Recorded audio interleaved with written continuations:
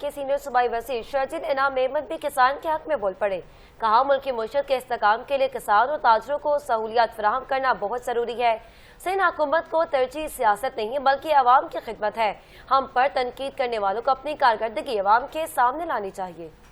اپنے کسان کو سپورٹ پرائز دیں گے تو وہ لگائے گا، اور وہ جب گندم لگائے گا تو آپ کو جو ہے وہ امپورٹ نہیں کرنی پڑے گی، وافر مقدار میں ملے گی گندم، اور پھر آپ اس کو ایکسپورٹ بھی کر سکتے ہیں۔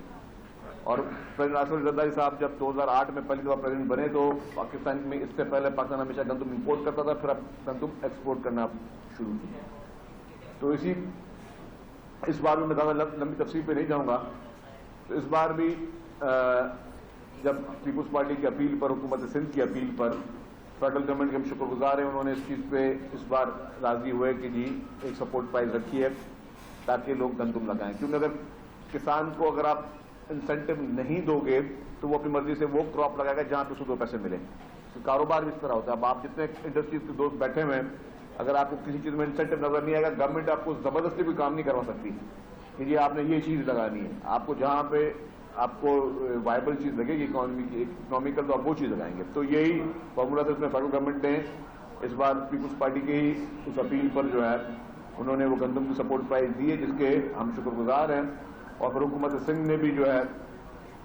وہ اس طرح کے ایفرٹس دیے ہیں اس بار کہ ہم ان غریب کسانوں کو جو کہ غربت کی لکیر کے نیچے ہیں، ان کو ہم کھاد اور یوریا اس طرح کی سپورٹ دے رہے ہیں، اور اس کی تفصیلات جو ہے اس پر ہم کل بھی بات کر چکے ہیں۔ اب آ جائیں ہماری انڈسٹری کا، کیونکہ گندم جو بنتی ہے وہ بھی گندم بھی آخر میں پھر فیکٹریز میں ہی آتی ہے آٹا بنانے کے لیے، تو اس سے بھی ہمارے انڈسٹریز جو ہے ان کو بھی اکانومی ساری اسی چیز پہ جو ہے ریلیٹڈ ہے۔ انڈسٹری ہمارے لیے ہمارے ملک میں بہت ہی امپورٹنٹ چیز ہے، اور میں سمجھتا ہوں کہ ہمارے پاس ابھی پریزیڈنٹ آصف علی زرداری صاحب چائنا گئے،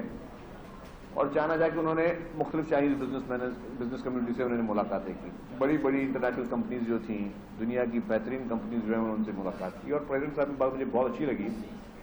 پریزیڈنٹ صاحب نے ان کو کہا کہ جی آپ لوگ آئیں انڈسٹری لگائیں ڈائریکٹلی، تو ڈیفینیٹلی انہوں نے پورے پاکستان کے لیے کہا کہ جی آپ پنجاب میں بھی آئیں، سندھ میں بھی آئیں، خیبر پختونخوا میں بھی آئیں، بلوچستان میں بھی آئیں۔ تو چونکہ ہم لوگ سندھ حکومت کی نمائندگی کر رہے تھے تو وہاں بیٹھے تھے،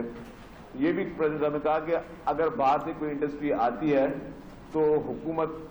جو ہے آپ کو مفت میں زمین دینے کے لیے تیار ہے۔